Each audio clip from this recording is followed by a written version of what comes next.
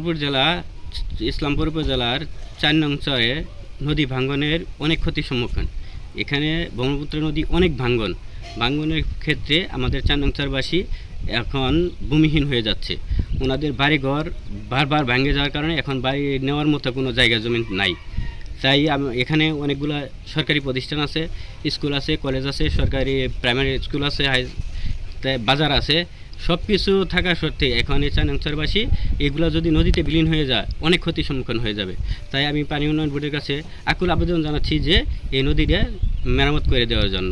পশ্চিম পাড়া মানে হার ভাঙি গেছে, শেষ হয়ে গেছে গা। আমরা 10-12 বার বাড়ি বাংলাম, মেহনত বাড়ি ভাঙার কোনো নাই। এই যে আমরা বাড়িঘর নামায় ফেলে দিছি, আমরা তোবার মতন কোনো আঙ্গুর জায়গার সম্ভব নাই। আনেরা যদি চায়া দেখেন তাহলে আমরা থাকতে পারবাম, নাহলে আমরা থাকতে পারবাম। সরকারি নৌকাঙ্গের উদ্দেশ্য নেবে না হয় না। আমরা 8 বছর একানো থইছিলাম চাল চলে, আইও আবার থইছি একানো চাল।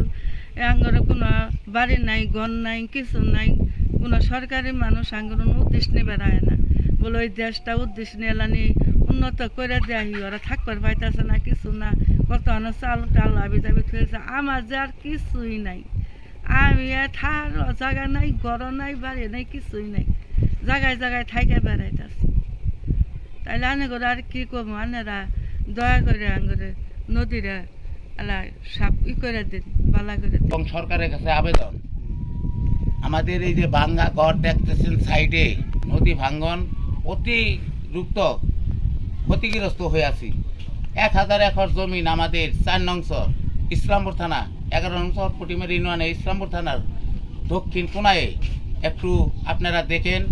আমি সরকারের কাছে আবেদন এবং আমি পানি উন্নয়ন বোর্ডের কাছে করজোড়ে আবেদন, আমাদের এই গ্রামটা নদী ভিলেন হয়ে গেছে।